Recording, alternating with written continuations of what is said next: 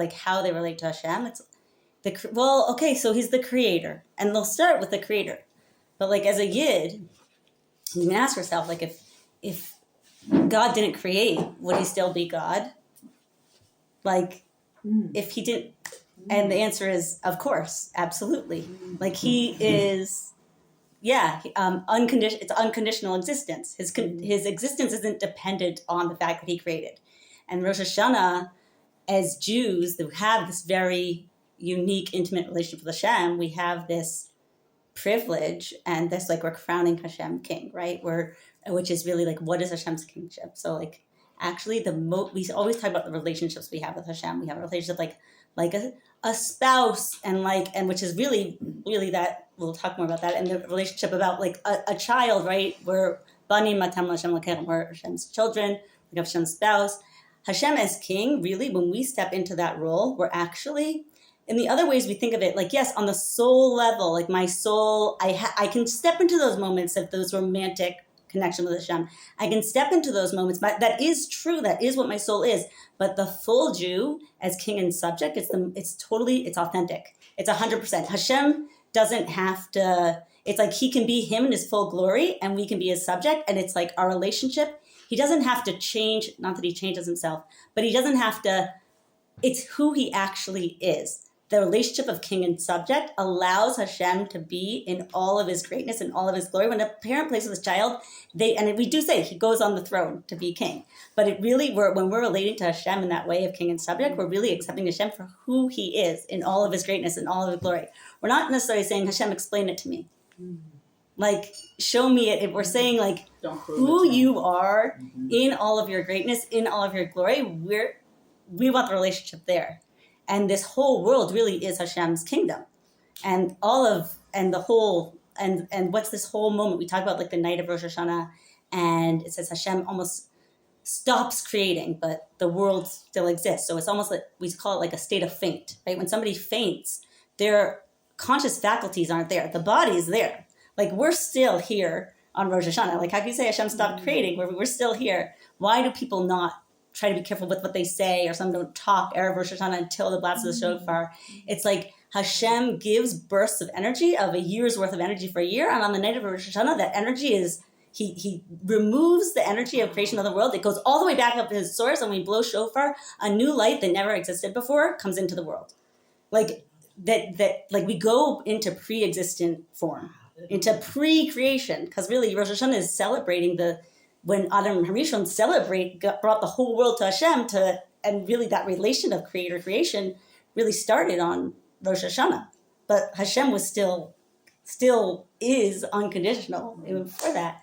And so really and it says like Hashem made the whole, before Adam, there was 5 other days of creation. Hashem was setting up the whole wedding hall.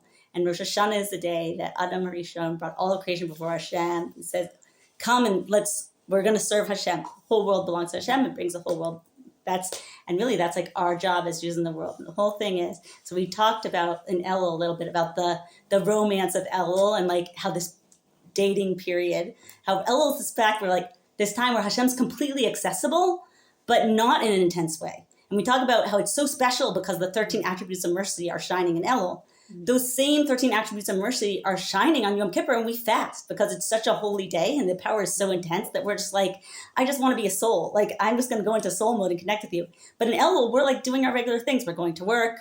We're saying Tachnun. We're in our regular mode. Yeah, we're going because he's coming to us like a date, right? Like we really work more on our davening, on our getting to know Hashem. Because when you get to know somebody, that's how you fall in love. You can't force yourself.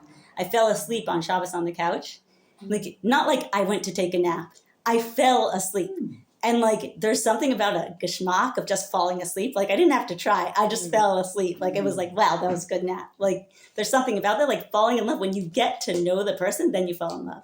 And then comes Rosh Hashanah, which is this moment of, you could say, the proposal. Because what's the whole thing? You date, you love each other, but is it going to continue? What's going to be from here on out? And it's like Hashem's showing up. And so like, what's this intensity? Hashem's showing up like, he created the whole thing. The whole wedding hall is ready. Like all the days, there's the trees and the grass and the flowers and the birds and the animals, the sheep, everything is here, but it's the wedding hall. And Hashem's like, it's up to you now. Like, if you, like, the whole thing was for you. Like, the whole thing is for this relationship between Hashem and the Jew and man. So Hashem's like, the whole thing is for you, and it's left onto us. Like, Hashem's like, are you still in this? Are you still with me in this plan? Are we still gonna go forward? Are we doing this? He's like, it's all here, but think about it. Like, if you make a big party and the guest of honor doesn't show up, it's like, if there's a wedding and the bride doesn't show up, that's heartbreaking. It's devastating. Does the chassan still exist? Yeah. Will he like move on with, okay, but it's the depth, it's the beauty and the intimacy of that relationship. And really Rosh Hashanah, the seriousness, the pressure, it's really us recommitting to that relationship with Hashem. Like, we're his bride. The whole world is the wedding hall. And on Rosh Hashanah, we're responding with our yes, our I do, our we want you. And the blast of the shofar is, and really when you think about it, the shofar, it's not like a beautiful instrument, a man-made thing. It's an animal horn, because it's like, really, it says, why is there a world? Because Hashem had a desire, a taiva, an animalistic desire, you could say, for the world. Not like Hashem was like, I think it's a good idea. Like, in fact, the angels were like, it's a really bad idea. Like, it's not the best idea. But it was set from a place so deep within that the only way to express that is to take something animalistic and to just blow, to just make a sound that's beyond reason, beyond explanation. Because how do you express a feeling that deep? Yes, we do say verses of Malchios Shofar. We say verses too, but really the expression of that shofar is it's the essence of that relationship between Hashem and the Jew, that burning desire for, like, let's do this thing. Like, the way that we can have a relationship in this world, yeah, because Hashem exists, whether, like, Hashem's unconditional existence, and our souls are bound up with that. But the essence, the relationship really is revealed in this world. The intimacy of the relationship is revealed in this world, in this relationship. And and this beautiful thing that I learned this past week about the shofar blast. So there was, in like halacha, there was a lot of discussions about, what does this mean? What kind of blast is this referring to? You know, there's the tekiah and the trua and the shvarim, and what are they? And I guess Jews used to do different things, and they streamlined it. And so the tekiah, which is the one blow, like two, like the long one, smooth blow, and then the trua, which is which is like broken, and then there's the shvarim, which is 9 little blasts. So they say that and we talk about, like, the shofar is like shapir, like beautiful, like it's an expression of pleasure. And we also say the shofar is like the cry of a woman. So they say the broken ones are like the cry of a woman, like the trua, which is the 3 short blasts. It's supposed to sound like a cry. So the Alter Rebbe, if you look at the thing, between each set of blasts, you always have a tekiah, the big long blast, the 2 on either side of the broken blasts. And the Alter Rebbe brings down the Shulchan Aruch, that's because the tekiah is a sound of joy. That's a sound of joy and pleasure and desire. And then we have the sound of the wailing and the longing and the weeping. But that wailing and longing and weeping, it has to be contained within the joy. So that's why we have the blasts of joy on either side of it. So as much as Rosh Hashanah is it's a serious day. It's a serious day the same way that, like, when you, not a sad day, but a serious day. It's a day because, like, we're taking upon ourselves, we're re-entering into or renewing our relationship in this world, like, with Hashem and our roles. And also, it's time. It's funny because it's like, okay, today's about Hashem King, but then we show up and we're asking for our needs, right? But it's all of those needs are because that's how we do our mission in the world.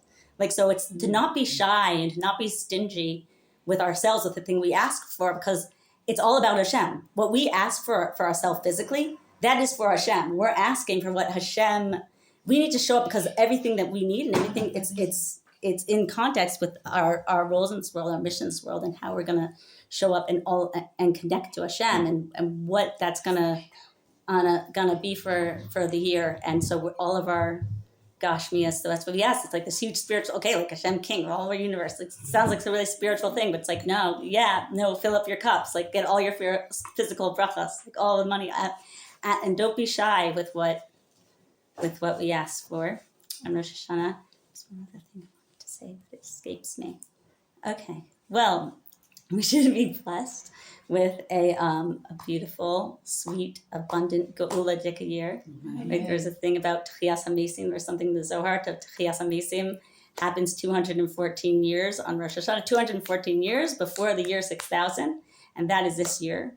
I was talking to friends about Tchias HaMesim, and obviously the resurrection of the dead doesn't just include those who have passed, it includes also pieces within ourselves. Wow. Because death is dryness, it's dullness, it's dissociation, and life is warmth and fluidity and moisture and desire and yearning, and so I think to really carry that intention that Tchias HaMesim, it's not just about our friends in the cemetery across the street who are holy tzaddikim who help us with all our tefillos, but it's also like the pieces within ourselves. Sometimes we feel like we've lost a piece of ourselves, and like coming back to life. So we should experience that in its fullness and have a really Shana Tova Masuka every way and meaningful Rosh Hashanah. Beautiful. Wow. That was amazing.